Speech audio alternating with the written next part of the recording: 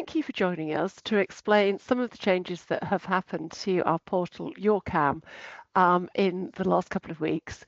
We do appreciate that it's been frustrating and difficult. However, we do think there are also some enhancements that will add to what you can view in the YourCAM app, and we're looking forward to sharing those with you as well. I'm joined with Ben, our absolute YourCAM guru, and he is going to be sharing his screen with you so you can see what's happening. We thought to make it as realistic as possible, we would look at my own account in the portal. So you can see my parents are Beatles fans. My middle name is Michelle, and I'm going to hand over to Ben as he walks us through all of this. Just before I do that, though, I want to mention there's nothing you can do in terms of clicking, double clicking, typing anything that will alter the data here, okay? This is static data. It's fed by the portfolio management system that we use. You can't lose anything, you can't alter anything. So please be unafraid and just take a look at this and explore it as you need to. Anyway, without further ado, over to Ben. Thanks, Tracy. So there are a multitude of ways for you to view the assets, view your holdings with us on the portal now. So I just want to cover the main difference now is that we can give a overall performance in terms of your entire portfolio in one go, as previously the way that everything was formatted on YourCAM wouldn't allow us to do as such. So to begin with, I'm just going to click into portfolio split here. And as you can see, everything is just listed under CAM portfolio. Previously, when you logged in, you would have had both savings and investment and pensions or retirement. So because we want everything to be grouped in to get that performance, everything has to be put into one block. And it's fair, isn't it, Ben, that we had some feedback about people saying, I don't view that as my savings. I don't feel like that's an investment. I'm sort of seeing it in one lot. Exactly that, yeah. A lot of people consider it because it's invested. Essentially, it's their CAM portfolio, as it says there. Everything is with us, so they see it as one whole grouped thing instead of chopping it up into each individual account. So with that merging, it does change your access in a way to view your accounts. So when you go onto this page, it's likely this is all you will see. All you need to do is with these arrow keys here, if you click on them, it will start bringing up drop-down menus. Now, with these drop-down menus, they do import data from our internal systems. So you'll see a lot of codes like this one here that ends with 012. That is for our internal use. It's one of those things that we can't sort of hide on the system for your viewing.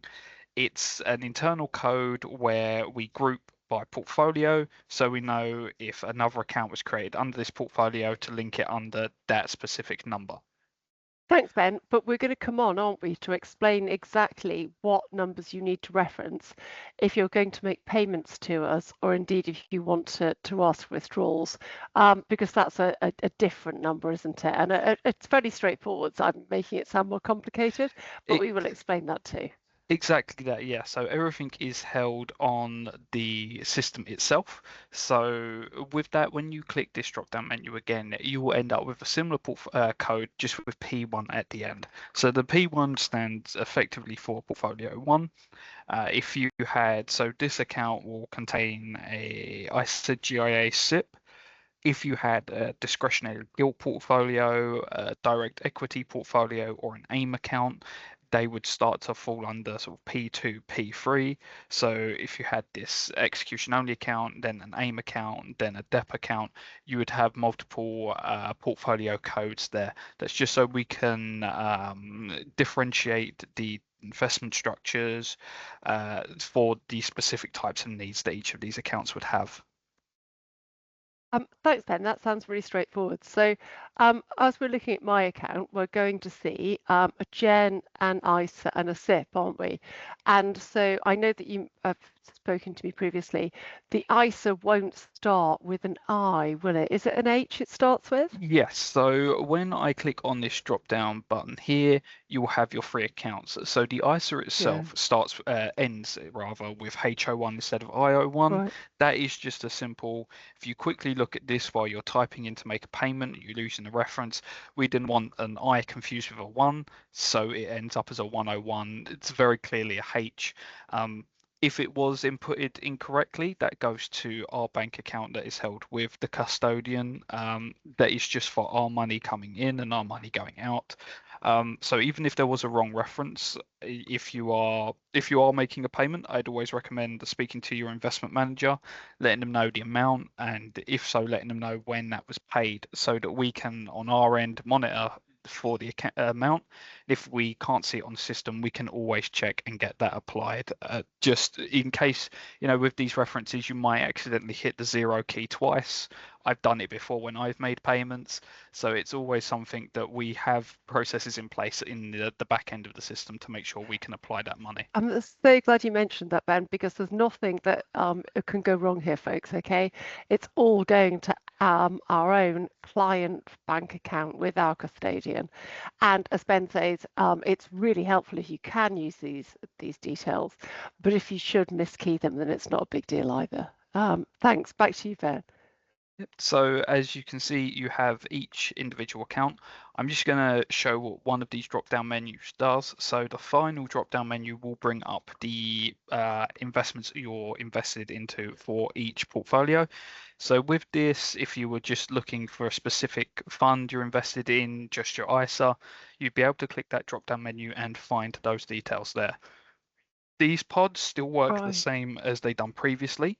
It's just the case that there's a few more drop-down menus to get through. So if I just load Right. transactions So quickly, the click basically, Ben, we have to click on more stuff to get to the same information. Is that right? exactly that, yes, so that we can enable more performance analytics you essentially have to click through more.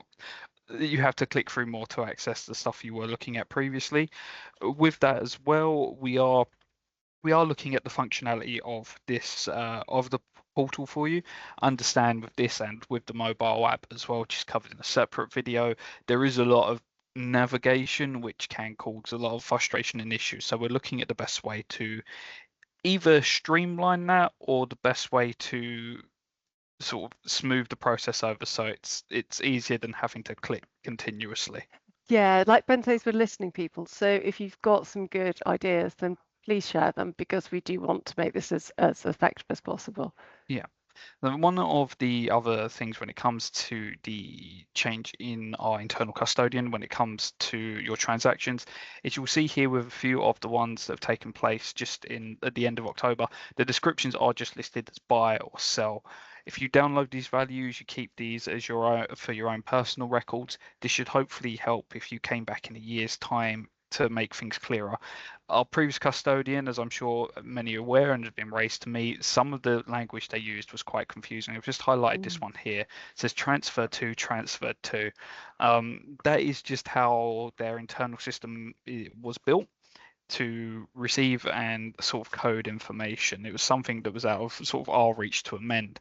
But we're hoping now that we've moved, these descriptions should be clearer, and it should hopefully help you at any time if you came back in, say, 2 years' time to look at what happened in 2025, the end of 2025. Those descriptions should help paint a clearer picture. I agree with that, Ben. I think that's much more helpful. But some things haven't changed, have they? And I'm looking at the documents section. Yes, so if we just look, the only things that will change is in terms of how to view your portfolio. So your recent documents will remain the same. Secure messages, the ways those are sent and received our end remains the same. It is just And I've got to have a shout out there. Sorry to interrupt you. We are having so many instances of clients having their email accounts hacked. So if there is anything sensitive you're sending to us, like, for example, a bank statement or a will or even an LPA, then please do use that facility because it does keep it encrypted, and you and your family are really safe that way. exactly that. So those Parts of the system remain untouched. It is just with the valuations the way those feed through. Right. Ben, this all sounds like, although it's been somewhat frustrating, there are enhancements here. Is there anything else we need to share with clients right now? Yes, so we're just in the middle of looking at what we can add to the system to make everything easier.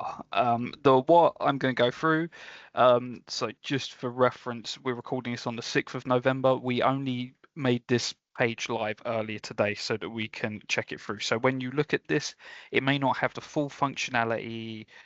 Say you're watching this video 2 months down the line, the functionality may have changed, but once we're fully happy with how this looks, we will roll another video out to fully explain this page. So when you click on holdings here, this will load the ability to view all of your holdings, and it's breaking them down. As you can see, the top 10 invested in, the currency itself, which if you highlight over the chart, you can see each individual currency, and then the asset classes as well. I'm just going to click Wow. on top 10 here. And so with this, as you can see, you can search for a specific holding. So I'm just going to type in Fidelity, and as you can see, it's already preloading everything with Fidelity listed. If I wanted to change how what I was viewing, this group by option here allows changes just for asset class, Wow. currency, and account. Now, account may be slightly deceptive in the terms of how it is described on here. If I click on account, it will just load everything that you're currently invested into. The system itself refers to your individual account, so your ISA account, your general investment account, as plans. We are speaking with the development team of the portal at the moment to get an option for plans here, in the hopes that that will make everything slightly easier for you. Instead of drilling down into the portfolio, you could go holdings, you could change the group to plans, and everything should be there. So that's one of the things we're working on in the background. Once that's all loaded and we're happy with how it looks, we will then showcase that to you. That sounds extremely helpful, Ben. Thank you. In terms of going forwards with this, we obviously have some ideas under development, but we both welcome your feedback. And again, we're here to support you. If there's any questions that you have, we're going to put our email addresses at the end of this video, and please just reach out. Thank you, and thank you, Ben. Thanks.